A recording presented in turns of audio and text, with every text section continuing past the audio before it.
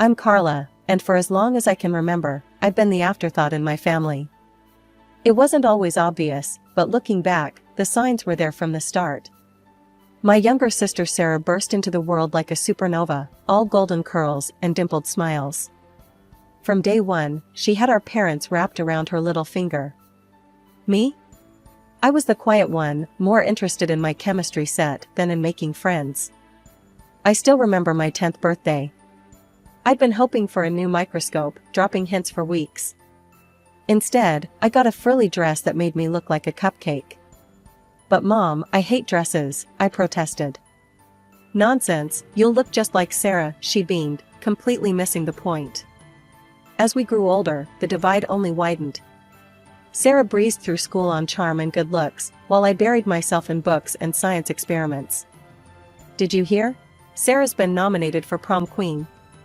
Mom gushed over dinner one night. That's great, I mumbled, trying to muster some enthusiasm.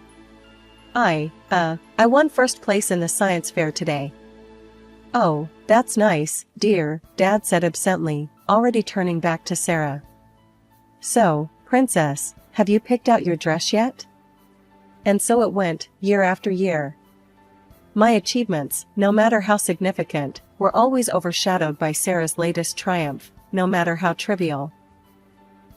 The state science fair in my senior year was my moment to shine. I'd spent months perfecting my project on sustainable biofuels. When they announced the winners, I could hardly believe my ears.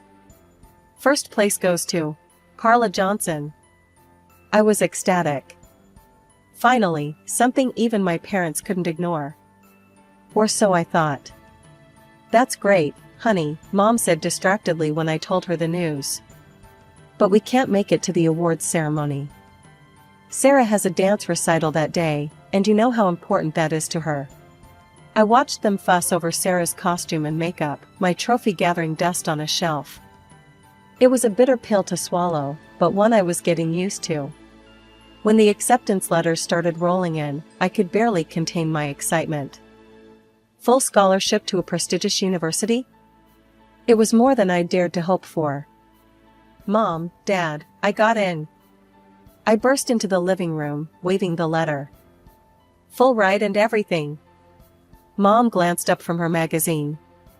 That's nice, dear. Sarah, didn't you say you needed help picking out a prom dress?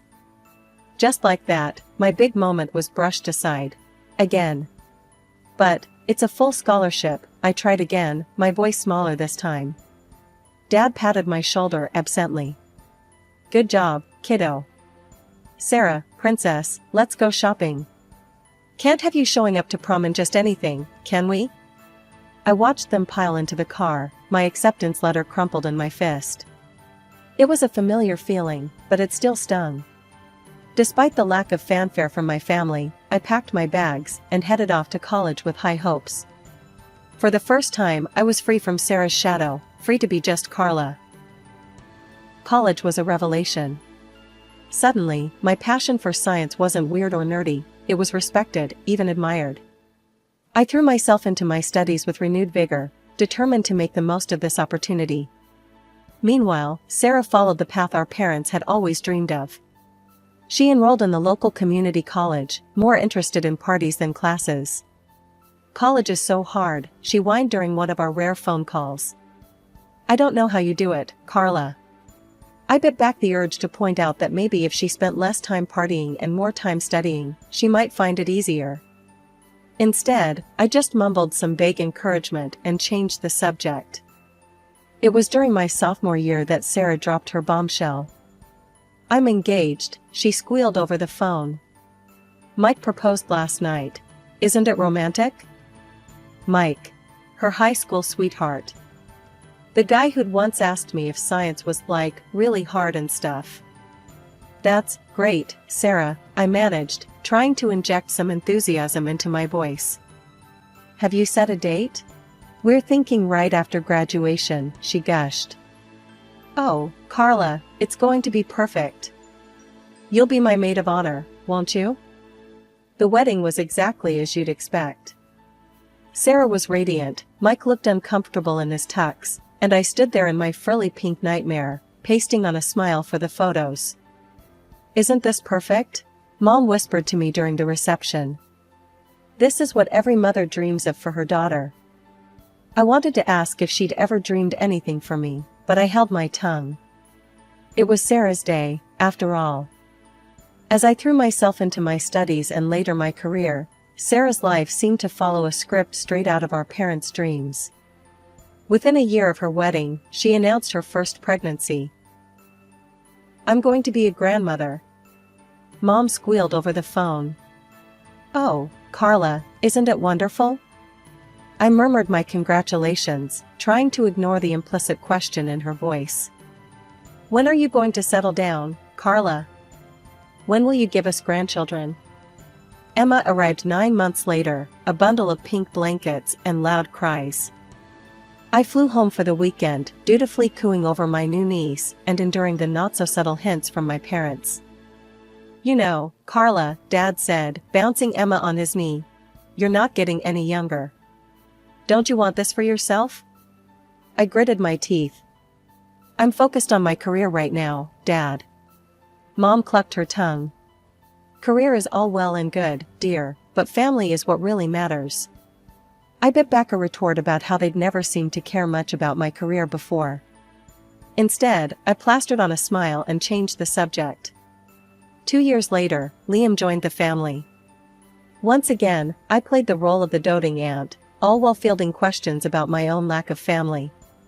Meanwhile, I was making strides in my career as a biotechnologist. Long hours and hard work paid off, and by 30, I was a senior researcher. My parents' response to this news? A distracted "that's nice, dear," as they cooed over new pictures of Emma and Liam. It was around this time that I decided to buy a house. I'd saved carefully, living frugally while my colleagues splurged on expensive cars and vacations. When I finally found the perfect place, a beautiful 4-bedroom house in a great neighborhood, I was over the moon. "Mom, Dad, I bought a house," I announced during our next phone call. There was a pause on the other end of the line. "A house?" Mom repeated. "All by yourself?" "Yes, all by myself," I said, my excitement deflating a little. "It's a great investment, and—" "But it's such a big house for one person," Mom interrupted. "What will you do with all that space?" I sighed.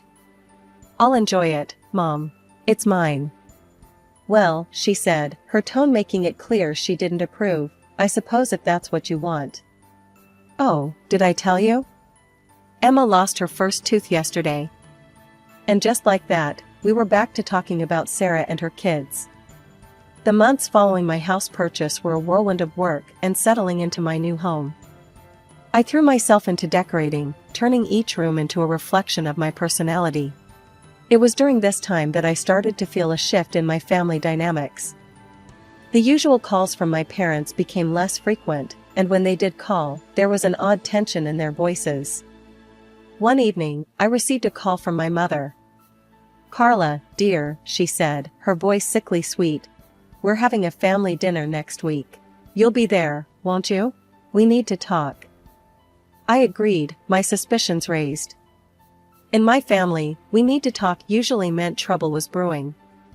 The night of the dinner arrived, and I pulled up to my parents' house with a sense of foreboding. Sarah's car was already in the driveway, and I could hear the excited shrieks of Emma and Liam from inside. Dinner was a tense affair. My parents kept exchanging glances, and Sarah seemed unusually quiet. Mike, Sarah's husband, kept clearing his throat as if he wanted to say something, but thought better of it. Finally, as we were finishing dessert, my father cleared his throat. "Carla, we need to talk about something important." Here it comes, I thought. "What's up, Dad?" He glanced at my mother, who nodded encouragingly. "Well, you see, sweetie, we've been thinking. That big house of yours, it's really too much for just one person." I felt my hackles rise. "Dad, we've been over this. I like my house. It's mine." "Yes, but—" He trailed off, looking uncomfortable. My mother jumped in. What your father is trying to say is that Sarah and her family need more space. The kids are growing, and their apartment is getting cramped. I looked at Sarah, who was suddenly very interested in her plate. Okay, and? And we think, my mother continued, her voice sickly sweet, that since you're single and have no children, you should give your house to Sarah and her family. Just, give them the keys and move out. For a moment, I was speechless. I looked around the table, waiting for someone to yell, "Gotcha," and reveal it was all a joke. But all I saw were expectant faces. You can't be serious, I finally managed. Now, Carla, my mother said, her tone patronizing. Don't be selfish. Sarah needs her own space more than you do. Selfish? I repeated, my voice rising. How is it selfish to want to keep the house I worked hard for and paid for myself? It's your sisterly duty to help in times of need, my father chimed in. I turned to Sarah, who was still avoiding my gaze. And what do you have to say about this? She shrugged, finally meeting my eyes. Well, it would be nice to have more space for the kids. I couldn't believe what I was hearing. My own family, asking me to give up my home, acting like I was the unreasonable one for refusing. No, I said firmly, standing up.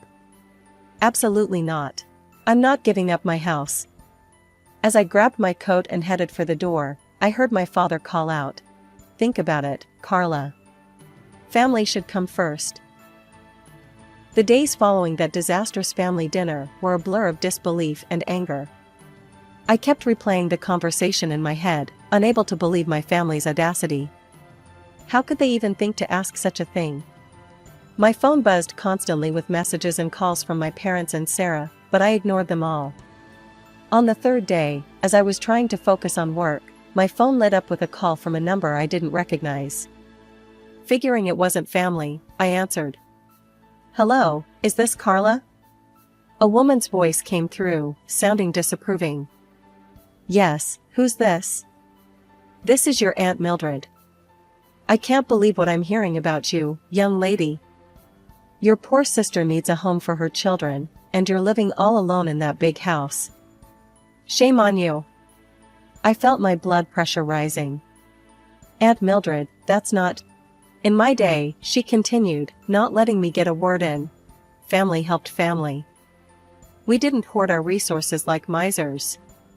I'm not hoarding anything, I snapped. It's my house. I bought it with my own money. Well, she huffed, if you're not going to use all that space, you should at least consider donating your eggs. It's not like you're using them anyway. I was so shocked, I nearly dropped the phone. Excuse me? You heard me, she said primly. You're not getting any younger, you know. Tick-tock.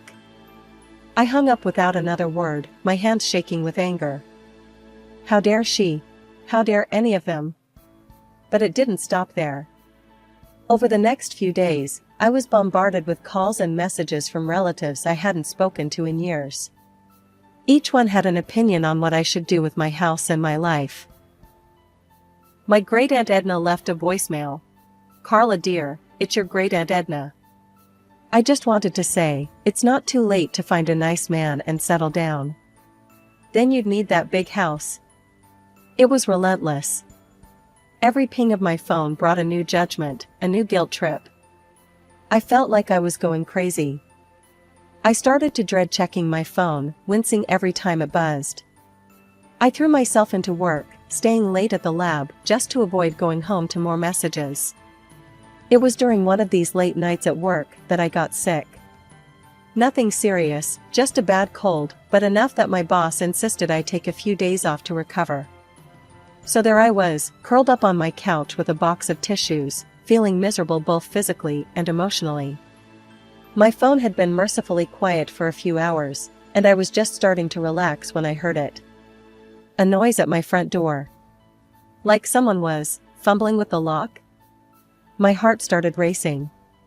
Was someone trying to break in? I got up as quietly as I could, creeping towards the door.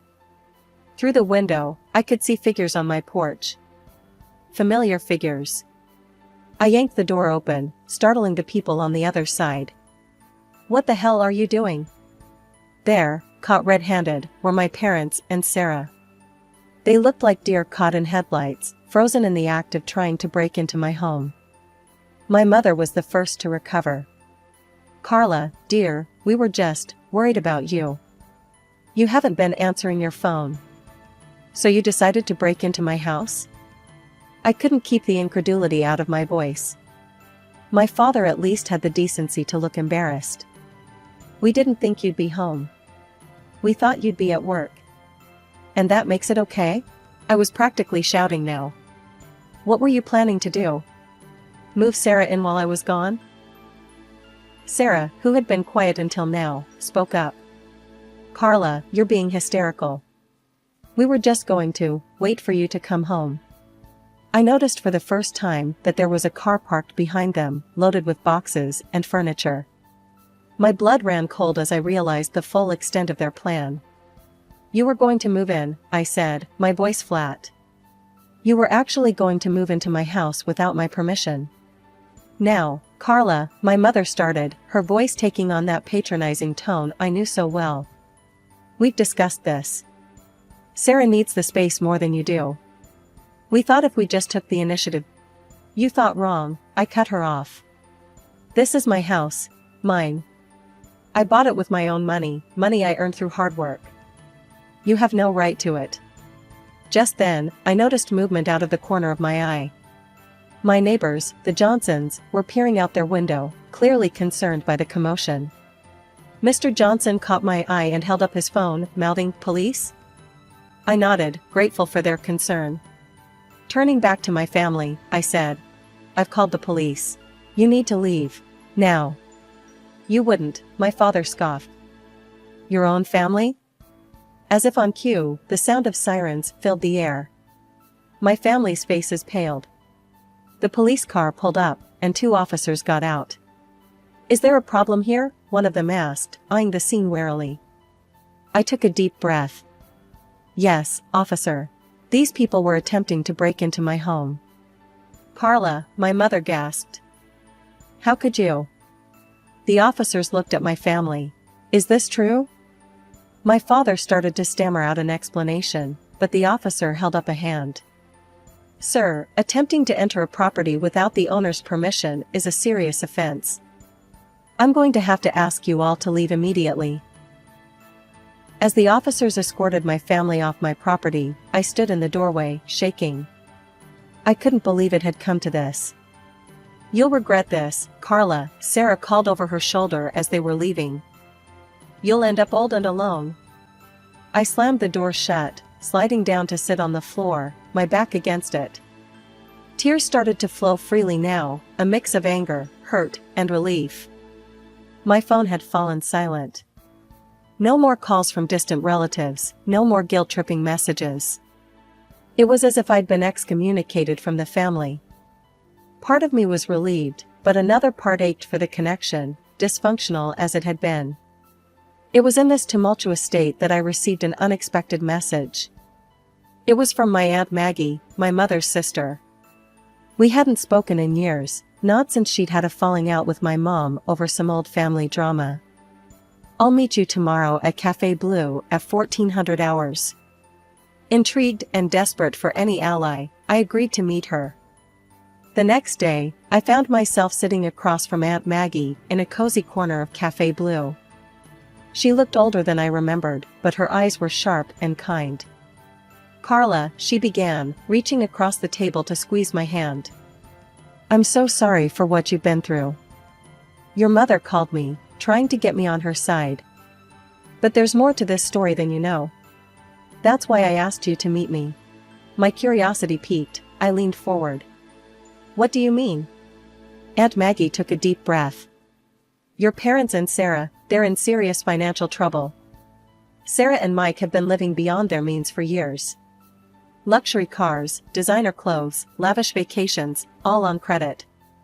I shook my head in disbelief. "But why? How?" "It's worse than that," Aunt Maggie continued. "Mike has a gambling problem. A bad one. He's been secretly draining their accounts for years. The pieces started to fall into place. The desperate attempt to get my house, the constant pressure. But what about Mom and Dad? I asked. Aunt Maggie's face grew grim. They lost a significant amount of money in a pyramid scheme a few years back. They'd been barely keeping their heads above water. They were planning to move in with Sarah and Mike as soon as they got your house. I sat back, stunned. How do you know all this? I work at the bank where they all have accounts, Aunt Maggie explained. I noticed some suspicious activity and started digging. When I confronted your mother about it, she cut me out of the family. My mind was reeling. All this time, while I'd been working hard and saving, my family had been digging themselves into a hole.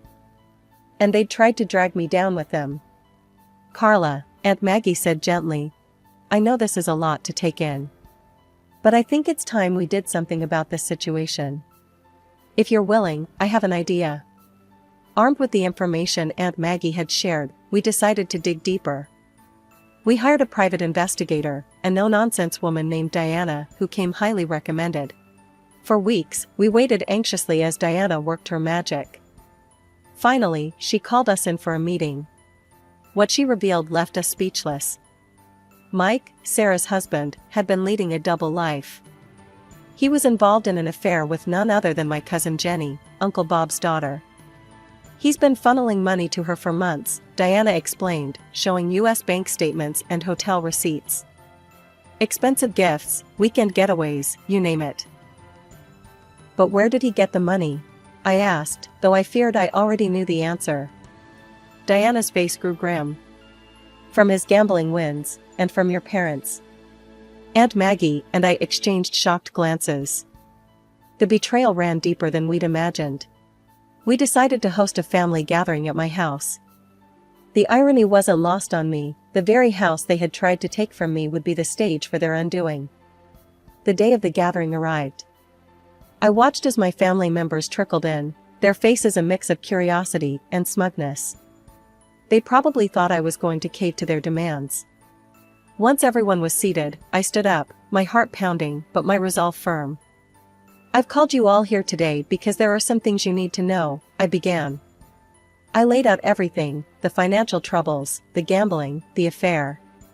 With each revelation, I watched the color drain from their faces. Sarah jumped up, tears streaming down her face. It's not true, she screamed, before collapsing into sobs. Mike, tell them it's not true. But Mike was already halfway to the door. Uncle Bob, his face contorted with rage, caught him by the collar. You son of, he growled. That's my daughter you've been fooling around with. My parents sat in stunned silence, the reality of their exposed financial ruin seemingly more devastating than the fact that they had tried to steal my house. The relatives who had judged me so harshly began to stammer out apologies. We had no idea, Aunt Mildred muttered. Carla, we're so sorry. As the chaos unfolded around me, I felt a strange sense of calm. The truth was out. The lies and manipulations were exposed. In the weeks that followed, our family was turned upside down. Sarah, unable to forgive Mike's infidelity, filed for divorce. With nowhere else to go, she and the kids moved back in with our parents. But their reprieve was short-lived. The bank foreclosed on their house. They were forced to downsize to a small, rented apartment, all 5 of them crammed into a space smaller than my living room. As for me, I watched it all unfold from a distance. After much soul-searching and several tearful nights, I made the difficult decision to sever all ties with my immediate family. You're doing the right thing, Carla, Aunt Maggie assured me one afternoon over coffee. It's not easy, but it's necessary for your mental health and well-being. Aunt Maggie had become my rock, the family I chose when my blood relatives had let me down. Our weekly coffee dates became a cornerstone of my new life. As the weeks turned into months, I found myself settling into a new routine. Without the constant drama and demands of my family, I had time to focus on myself. But with that came a startling realization: I was lonely. You know, Aunt Maggie said one day, there's a world out there beyond work and home. Why don't you try something new? With her encouragement, I decided to join a local rock climbing group. It was far outside my comfort zone, but as I strapped on the harness for the first time, I felt a thrill of excitement I hadn't experienced in years. That's where I met Alex. He was belaying another climber, his strong hands confidently handling the rope. When he turned and flashed me a warm smile, I felt my heart skip a beat. "First time?" he asked, noticing my nervous fidgeting with the equipment. "Is it that obvious?" I laughed. We struck up a conversation, and I was immediately drawn to his kind eyes and easygoing nature. As we talked, I learned he was a wildlife photographer, with a passion for capturing the beauty of nature. For the first time in years, I felt a spark of excitement about the possibility of a relationship. Alex was kind, adventurous, and understood the complexities of family dynamics in a way few others could. We began dating, our shared love for nature and understanding of complex family dynamics bringing us closer. Before I knew it, we were discussing marriage, a concept that once seemed foreign and unattainable to me. Through it all, Aunt Maggie remained my steadfast support. She became the mother figure I had always yearned for, but never had. "Carla," she said to me one day, her eyes misty. "I want you to know something. I've changed my will. I'm leaving everything to you." As I hugged her, tears streaming down my face, I marveled at how much my life had changed. The path hadn't been easy, but it had led me to where I was meant to be. With Aunt Maggie's love, Alex's support, and my newfound strength, I was ready to embrace whatever the future held.